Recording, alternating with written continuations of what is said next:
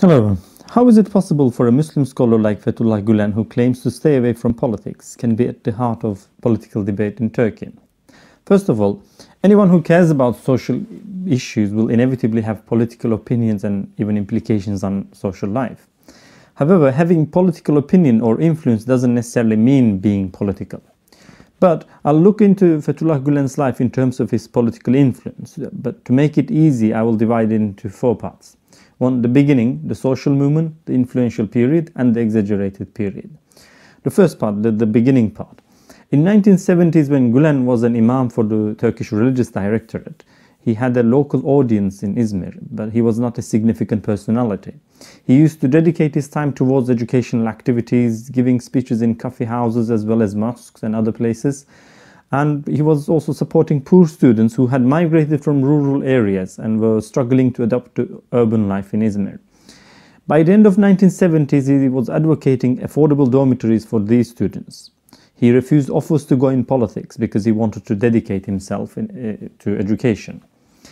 In the second part, the social movement part, in 1980s, Gülen encouraged his listeners to establish secular schools instead of mosques or madrasas. He said, "We have enough mosques, but not enough schools. We need more schools." He was questioned about his political opinions in these years on democracy, on secularism, and of course his opinion of Atatürk. He said democracy is not perfect, but the best system which should be improved. And he also said secularism is in its true form is the safety net for religious freedom and a gift from God. And when responding to a question in an interview about Atatürk, he said Atatürk is a great leader and a military genius. This wasn't, of course, satisfactory for the hardline Kemalists, but it was a very political answer in my opinion. In third part, the period of political influence. His influence has both socially and politically has grown steadily through his grassroots work since 1970s through 80s and 90s. He has maintained an equal distance from all political parties at this stage. He was a pioneer of interfaith work, met with leaders of several other faiths, including the Pope John Paul II. He was one of the first scholars to condemn the 9/11 attacks and famously said, "A Muslim cannot be a terrorist, and a terrorist cannot be a Muslim."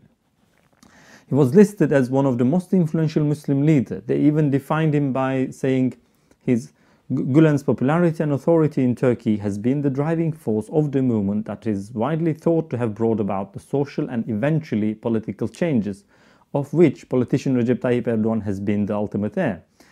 Well, they took this last sentence out this year. I wonder why. There might be some political pressure. The fourth part, the period of exaggerated influence, may be the most important part. After 2005, not only Gülen's statements, but also his silence on a topic become newsworthy. He has been accused of everything from downing Russian jet to increase meat prices.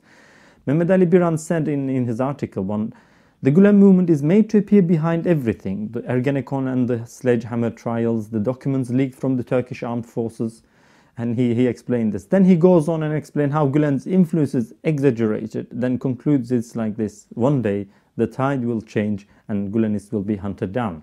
It seems like Biran was proven to be right. I think Gülen's name is used as a convenient scapegoat to divert attention from the real topics such as corruption, democracy, rule of law. And I also think that he is used as a smokescreen to hide increasing authoritarianism in Turkey. And to be honest, it is working.